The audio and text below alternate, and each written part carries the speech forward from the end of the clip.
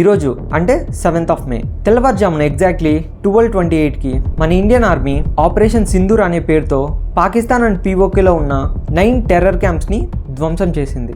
దీనికోసం మన army use చేసిన weapons surface air missile launchers. ఈ స్ట్రైక్స్లో కోట్లీ, ముర్దుకి, బహవల్పూర్, ముజాఫరాబాద్ లాంటి ఇంపార్టెంట్ ప్లేసెస్ కూడా ఉన్నాయి. ఈ విషయం మన ఇండియన్ ఆర్మీ తన అఫీషియల్ ఎక్స్ హ్యాండిల్లో మెన్షన్ చేసింది. దాంతోపాటు ఒక పవర్ఫుల్ మెసేజ్ కూడా ఇచ్చింది.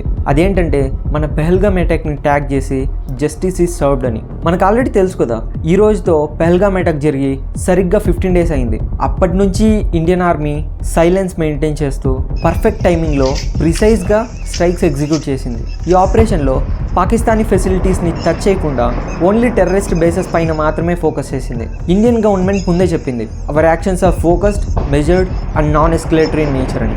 అంటే ప్రొవొకేషన్ కాకుండా బట్ రెస్పాన్సిబిలిటీతో రెస్పాండ్ చేసింది ఇండియా.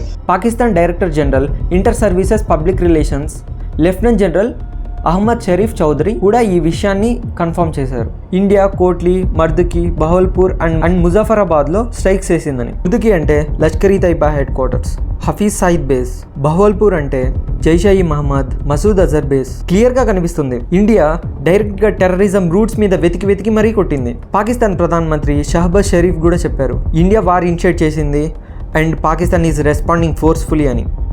బట్ మనకు తెలుసు, ఇండియా రెస్పాన్స్ ఒక మెజర్డ్ అండ్ మెచ్యూర్ మిలిటరీ స్ట్రాటజీతో ఉంటుంది. ఇంకా హైలైట్ ఏంటంటే, ఈరోజు మన ప్రైమ్ మినిస్టర్ మోదీ గారు and home minister Amit Shah గారు కంట్రీలో సివిల్ మాక్ డ్రిల్ అనౌన్స్ చేశారు. అంటే వారికి ముందు చేసే ఒక ముందు జాగ్రత్త చర్యలాగా కన్సిడర్ చేయొచ్చు. ఈ డ్రిల్స్లో public participation, emergency response, coordination ఎలా ఉంటుందో టెస్ట్ చేస్తారు. ఈ మాక్ డ్రిల్ గురించి ఫుల్ డీటెయిల్స్తో నేను ఆల్రెడీ ఒక వీడియో చేశాను. ఈ వీడియోకి ఎండ్ కార్డ్స్లో ఆ వీడియో ఇస్తాను, ఒకసారి చెక్అవుట్ చేయండి.